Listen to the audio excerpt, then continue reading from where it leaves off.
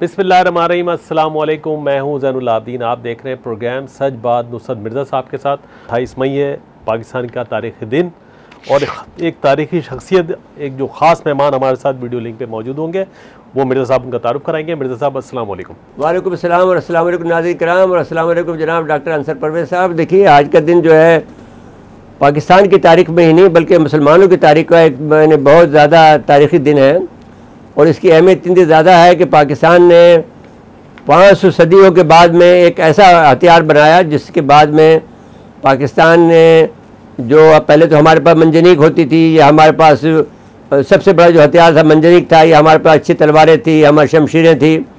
लेकिन इसके बाद जो है, जब से बारूद का दौर आया था, तो उसके बाद में जो बड़ी कामयाबी हमारी ज़िंदगी में हुई, वो ये एटमी प्रोग्राम का बनाना हुआ। इसमें जुल्फ़िकार भुट्टो का बड़ा हाथ है और नवाज शरीफ का भी बहुत हाथ है। मैं जानता हूँ कि नवाज शरीफ साहब ने एटमी धमाका किया था, और हम लोग उसका मजाक उड़ाते थे कि हम आपका धमाका कर देंगे, जो नवाए वक्त में, क्योंकि हम लिखते थे, और उनके वाले साहब जो थे वो सिर्फ एक अखबार पढ़ते थे, वो नवाए वक्त होता था।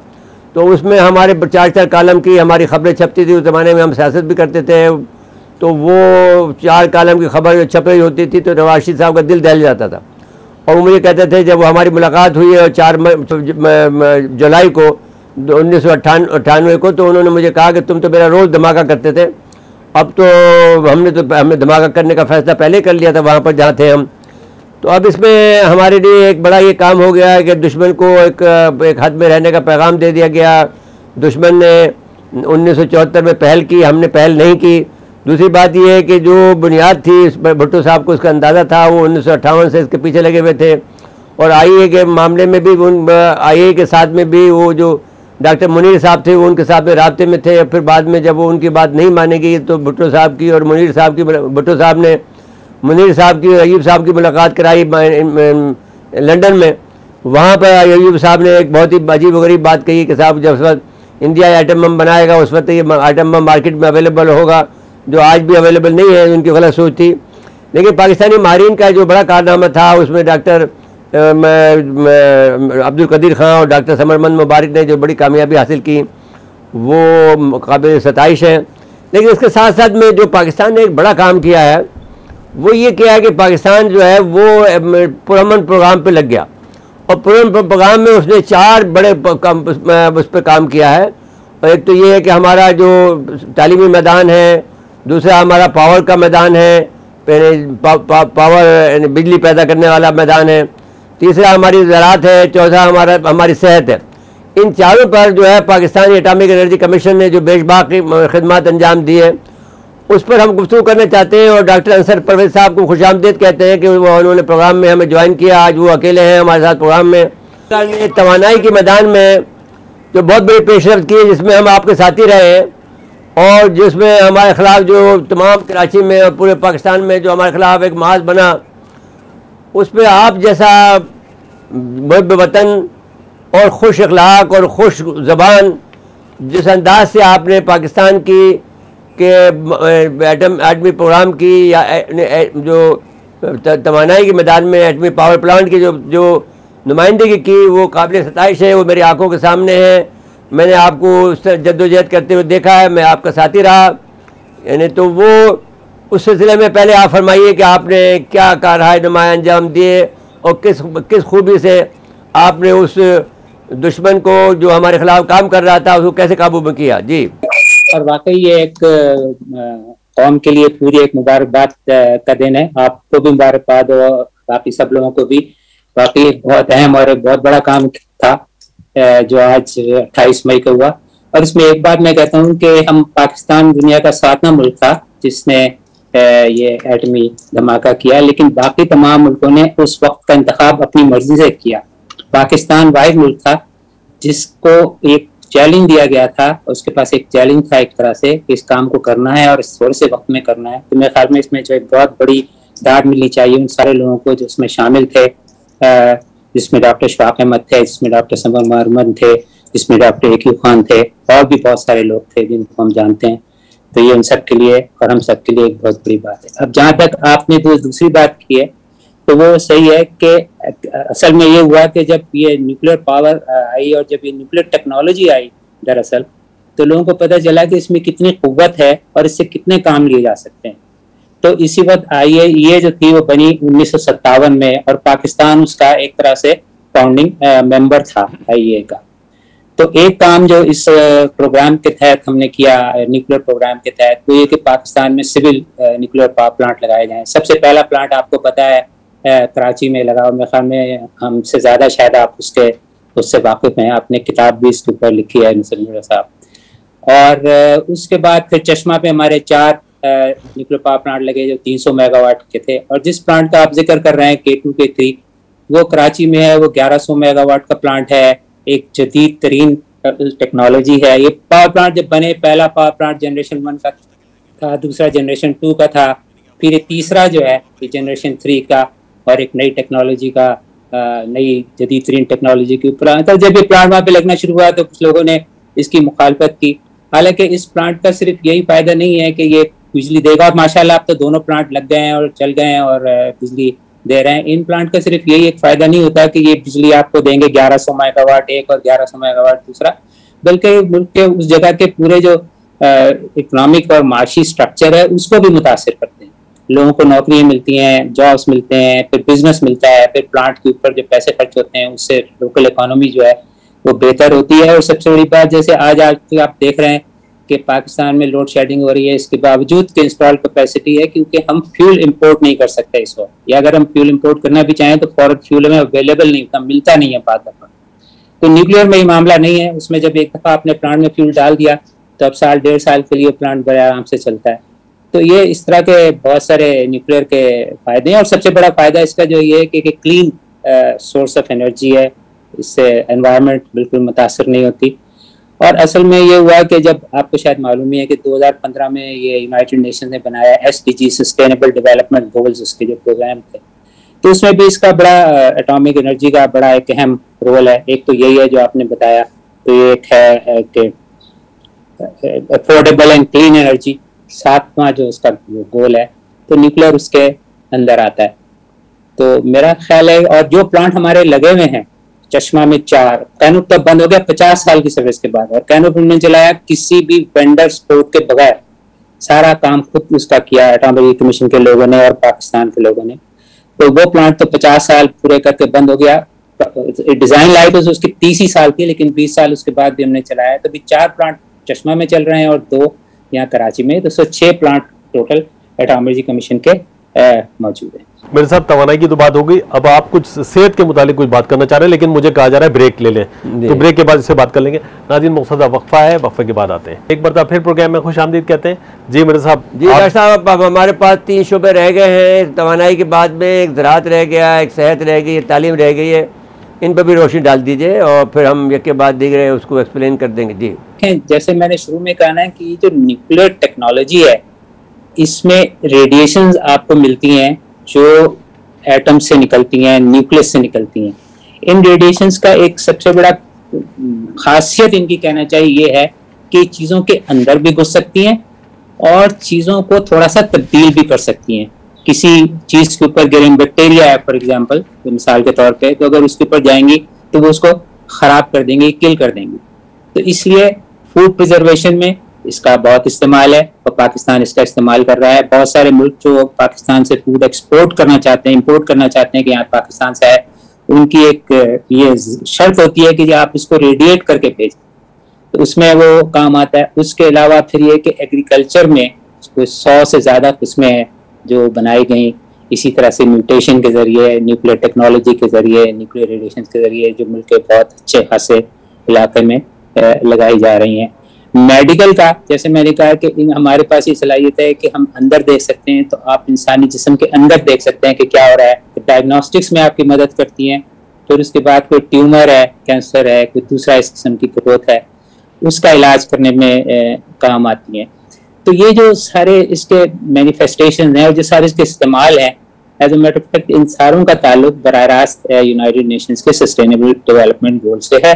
और देखा जाए तो हम ये कहते हैं कि जो 17 गोल हैं उसमें से 11 ऐसे हैं जो हेल्थ से मुतालिक हैं, जो एग्रीकल्चर से मुतालिक हैं, जो पावर से मुतालिक हैं, जो क्लीन एनर्जी से मुतालिक हैं, जो लोगों की बेहतरी से मुतालिक हैं, जो जीरो हंगर से मुतालिक हैं।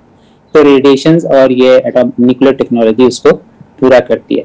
लेकिन जाहिर है कि एक अच्छी एडवांस टेक्नोलॉजी है और उसमें आपको अगर इस्तेमाल करना है तो उसके लिए आपको तरबियत याफ्ता लोग चाहिए, उसके लिए आपको तालीम याफ्ता लोग चाहिए। तो इसलिए एटॉमिक एनर्जी कमीशन ने और दूसरे इदारे जो इस किस्म का काम कर रहे हैं, जिसमें स्पार्को है, उन्होंने IST बनाया हुआ है, और एटॉमिक एनर्जी कमीशन है, उन्होंने प्यास बनाया हुआ है, जहाँ पे लोगों को तो ट्रेनिंग भी दी जाती है, जहाँ पे उनको तालीम भी दी जाती है उन टेक्नोलॉजीज में जो इन चीज़ों से मुताल्लिक हैं। और उनमें से कुछ टेक्नोलॉजी ऐसी भी जिसमें हमारे लोगों को आसानी से बाहर की यूनिवर्सिटी में दाखिला नहीं मिलता, तो ये काम हम अपने खुद कर लेते हैं। लेकिन वो बाद दफ़ा जिससे बहुत खुशी होती है, और एक चीज़ जो बड़ी अच्छी है कि जब हमारा कहीं पे कोई प्लांट बनता है, जब हमारा कोई अदारा कायम होता है, तो वहाँ पे फिर अपने स्कूल और छोटे छोटे अस्पताल भी खोलते हैं। तो इस तरह जो हमारे मुख्तलिफ जगह पे स्कूल खुले हुए हैं, उनमें कई हजार बच्चे जो हमारे अपने एम्प्लॉइज के भी हैं और कुछ आस पास के भी, वो भी पढ़ रहे हैं। और बड़ा अच्छा लगता है जब पता चलता है कि किसी माली के बच्चे ने या किसी गार्ड के बच्चे ने या किसी उसने जो है वो मेडिकल कॉलेज में दाखिला मिल गया, या उसकी बेटी को जो है वो इंजीनियरिंग यूनिवर्सिटी में दाखिला मिल गया, वो इंजीनियर बन गई या वो डॉक्टर बन गया। तो ये भी एक कंट्रीब्यूशन है जो सस्टेनेबल डेवलपमेंट गोल्स को भी कंट्रीब्यूट करता है, के लिए भी कंट्रीब्यूट करता है, लोगों की बेहतरी के लिए काम करता है। तो मेरा ख्याल है कि और उसके अलावा जाहिर है, जैसे मैंने आपसे कहा कि हमारे पास इसकी वजह से सलाहियत है कि आप चीज़ों के अंदर देख सकते हैं। तो एक बहुत बड़ा इस्तेमाल जो न्यूक्लियर टेक्नोलॉजी का ये भी है कि इसके इंडस्ट्रियल एप्लीकेशंस भी हैं। अगर फर्ज करें कि मैं आपको एक टुकड़ा दूं किसी मेटल का और मैं आपसे कहूँ कि मुझे बताएं कि अंदर से भी सॉलिड है, अंदर से भी ठीक है कि नहीं है, तो उसको तोड़े बगैर नहीं बताया जा सकता। लेकिन अगर मेरे पास ऐसी रेडिएशंस हैं जो उसके अंदर जा सकती हैं, तो मैं देख के अंदर बता सकता हूँ कि क्या है। और उसके अलावा जो बॉर्डर के ऊपर जिसका हमारे वो भी है कि ट्रेड बॉर्डर के ऊपर से चीज़ें गुजरती हैं कहीं से भी, तो बाहर से भी देख के आप बता सकते हैं कि उसके अंदर क्या है। तो ये सारी उसकी एप्लीकेशंस हैं जिनको एटॉमिक एनर्जी कमीशन पिछले समझिए कि 60-70 साल हो गए इनको इस्तेमाल कर रहे हैं। बहुत सारे लोग इसके ऊपर लगे हुए हैं और मेहनत कर रहे हैं। तो दिफा के साथ साथ, कौमी सलामती के साथ साथ, ये जो मुल्क की सोशो इकनॉमिक हुआ है उसमें भी एटॉमिक एनर्जी कमीशन और न्यूक्लियर टेक्नोलॉजी से मुताल्लिक बहुत सारी खिदमत हैं और बहुत सारे काम। डॉक्टर साहब, आप जो जब हमारे 19 कैंसर हॉस्पिटल हो गए हैं, उन 19 कैंसर हॉस्पिटल में गिलगित का भी शामिल हो गया और आज़ाद कश्मीर भी प्रोसेस में है, तो बड़ी खिदमत तो आप कैंसर के हवाले से भी कर रहे हैं ना जी?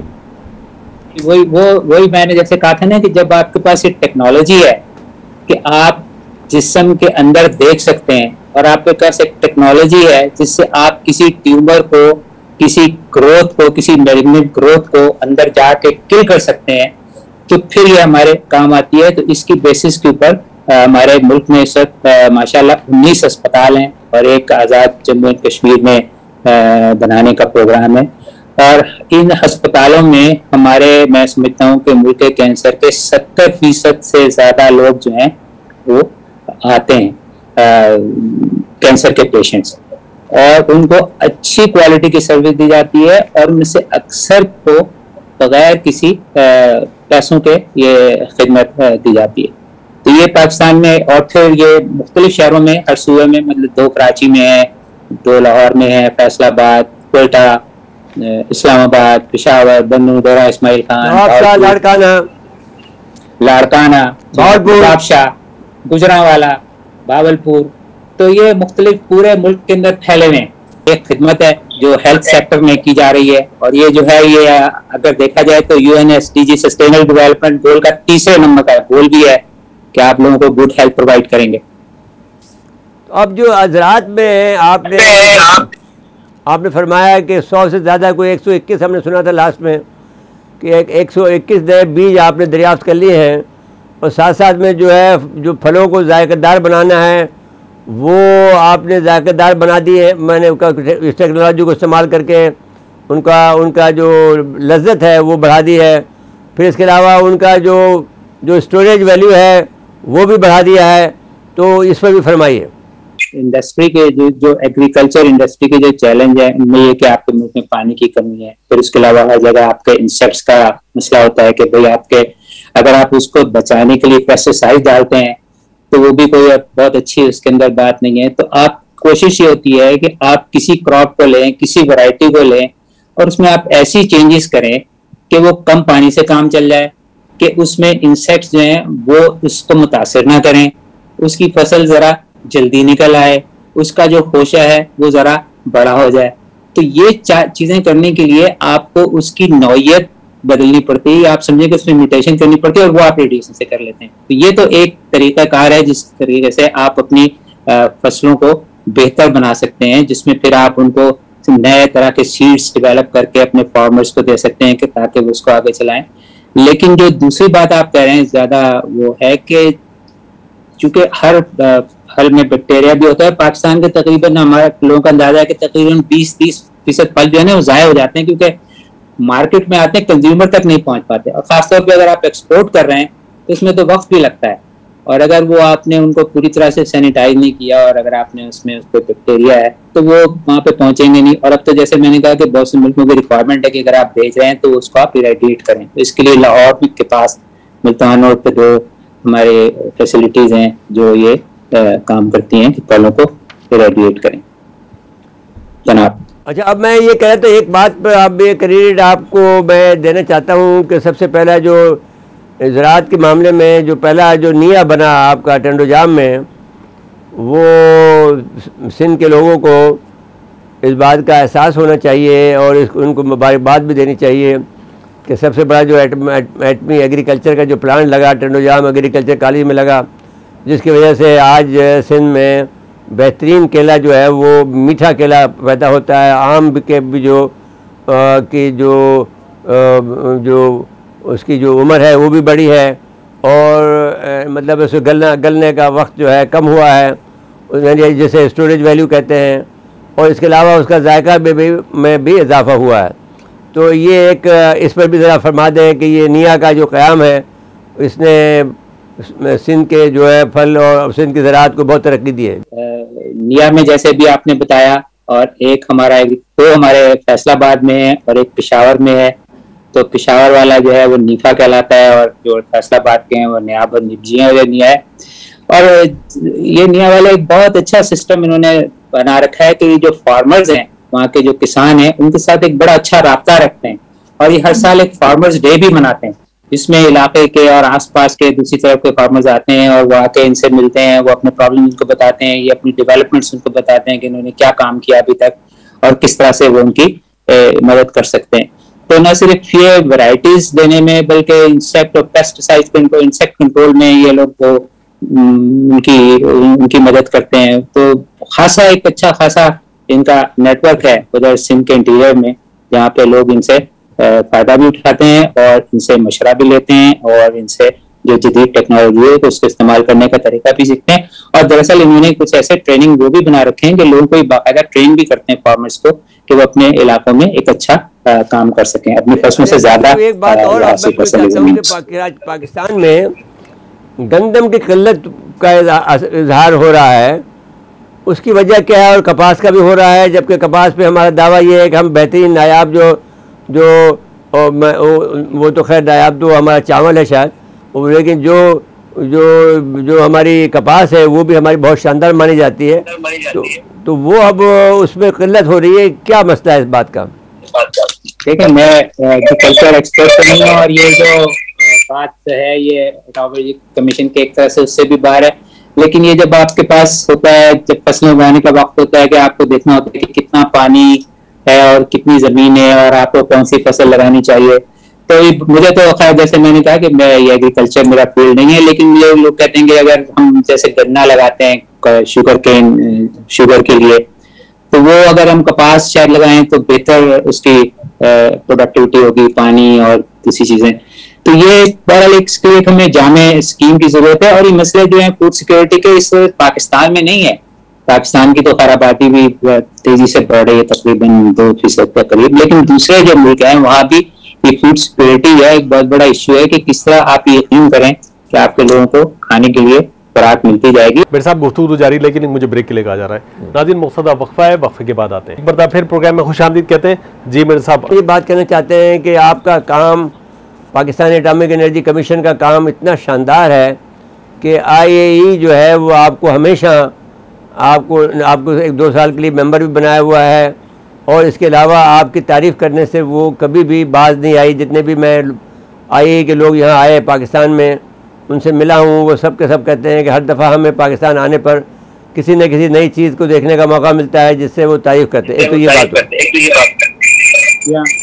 ये सही कह रहे हैं आप। असल में बात ये कि जैसे मैंने कहा था ना कि हम IAEA के फाउंडिंग मेंबर्स में से हैं, तो अब शुरू से लेके अब तक हमारा IAEA के साथ एक बहुत अच्छा ताल्लुक रहा है। IAEA के बोर्ड ऑफ गवर्नर्स के हम मेंबर तो बनते हैं, और कभी कभी IAEA बोर्ड ऑफ गवर्नर्स के चेयरमैन भी पाकिस्तान को ये एजाज भी हासिल हो जाता है। लेकिन IAEA के साथ हमारा एक टेक्निकल कोऑपरेशन का एक बड़ा गहरा ताल्लुक है, जो जब से IAEA बना है उस से चला आ रहा है। हमारे लोग IAEA के लोगों को या उनके IAEA के जरिए से माहिरीन को बुलाते भी हैं, और पाकिस्तान के लोग IAEA के थ्रू दूसरे मुल्कों में जाके बतौर एक्सपर्ट के, बतौर माहिर के खिदमत भी अंजाम देते हैं। तो हमारा IAEA के साथ सीखने का और सिखाने का ये टू वे स्ट्रीट है, ये सिर्फ 1 वे स्ट्रीट नहीं है। और IAEA ने मैं खुद भी एक जमाने में इसमें ज्यादा इन्वॉल्व था, तो हमारे जो प्रोजेक्ट्स थे उनमें से कईयों को IAEA ने बाकायदा एक मॉडल प्रोजेक्ट करार दिया कि ये पाकिस्तान ने जो प्रोजेक्ट किया है एक मॉडल प्रोजेक्ट है, और जिस तरह से इन्होंने किया इससे दूसरे मुल्कों को भी फायदा उठाना चाहिए कि इन्होंने ऐसी कौन सी चीजें इस्तेमाल करी, किस तरह से इन्होंने मैन पावर को इस्तेमाल किया। इसके मानी फरमा दीजिए कि क्या है ये बात, ताकि नाज़रीन क्या समझ लें कि IAEA को हम बार बार इस्तेमाल कर रहे हैं, तो आम नाज़रीन को मालूम नहीं होता है कि IAEA क्या है। आपने पूछा तो मुझे शख्सा पड़ेगा कि मैं भी सही ले सकता हूँ, नहीं लेता। इंटरनेशनल एटॉमिक एनर्जी एजेंसी, बिल्कुल सही है। और ये 1957 में बनी थी, और इसके बनने की वजह तस्मिया ये थी कि आइजनहावर ने यूनाइटेड नेशंस की जनरल असेंबली में कहा कि अब हम एटम को पुरअमन मकासद के लिए इस्तेमाल करेंगे, और वहां पे फिर ये बुनियाद रखी गई। ये IAEA जो है ये बेसिकली यूनाइटेड नेशंस ही का एक अदारा है, उसी के असूलों और उसी के तरीके पे चलता है, और इसका हेडक्वार्टर वियना में। और इनके जिम्मे जो काम दिया गया था IAEA के जिम्मे, वो एक तो ये था कि आप न्यूक्लियर टेक्नोलॉजी के पुरअमन इस्तेमाल के ऊपर जोर देंगे, नंबर 1। ये इनका मकसद नंबर 1 है बनने का, जिसमें ये एग्रीकल्चर का जैसे आप बता रहे हैं, जैसे मेडिकल का आप बता रहे हैं, और सबसे अहम बात जैसे न्यूक्लियर पावर है वो है। दूसरा जो काम इनके जिम्मे था वो सेफगार्ड्स का है कि जो मुल्क भी सिविल न्यूक्लियर टेक्नोलॉजी IAEA से लेंगे, किसी और तरह से लेंगे, वो इसको मिलिट्री मकासद के लिए इस्तेमाल नहीं करेंगे। तो ये 2 काम IAEA करता है, और इसका 35 मेंबर्स का हम कर लेते हैं कि पाकिस्तान के ये बात इसको वाइंड अप करने के लिए कि पाकिस्तान के एटमी असासाजात अल्लाह का शुक्र है कि बहुत महफूज हैं, और सारी दुनिया में जो वाक़यात होते हैं हमारे पास से एक भी वाक़या ऐसा रिपोर्ट आज तक नहीं हुआ है कि हमारा कोई एटॉमिक सिविल हो या अदरवाइज़ हो, उसमें कहीं पर भी हमारा कोई भी यानी कोई खामी नज़र नहीं आई है, कहीं पर लीकेज नहीं हुआ है, कहीं पर कोई साइंसदान को नुकसान नहीं पहुँचा है। तो वो इस लिहाज से हम कह सकते हैं कि हमारा प्रूफ सिस्टम है। और हम ये भी कह सकते हैं कि पाकिस्तान का जो जैसे आपने ख़ुद फरमाया कि ये एक दुनिया भर के लिए एक पैमाना है पाकिस्तान का जो निज़ाम है एटमी प्रोग्राम के तहफ़्फ़ुज़ का, और उसका और उसके फैला और उसके जो सिविल न्यूक्लियर टेक्नोलॉजी के अंदर जो हमारी प्रोग्रेस है वो दुनिया के लिए मिसाल है। जी डॉक्टर साहब, आपका इंतहाई मशकूर है, आपका फिर एक दफ़ा शुक्रिया अदा करते हैं, और तमाम पाकिस्तानी कौम को मुबारकबाद पेश करते हैं आपकी तरफ से और अपनी तरफ से और सच टीवी की तरफ से कि हम अल्लाह का शुक्र है कि 7वां एटमी मुल्क हैं, और अल्लाह का शुक्र है कि हम बेहतरीन अपने आवाम की खिदमत कर रहे हैं, ज़राअत के मैदान में, तवानाई के मैदान में, तालीम के मैदान में और सेहत के मैदान में, जो कि एक काबिल फ़ख्र बात है सारी दुनिया के लिए, सारी दुनिया के सामने मिसाल है। मेरे साथ बहुत ख़त्म हुआ प्रोग्राम का। नाज़रीन, आज के लिए इतना ही। आइंदा प्रोग्राम तक के लिए इजाज़त चाहते हैं। अल्लाह हाफ़िज़।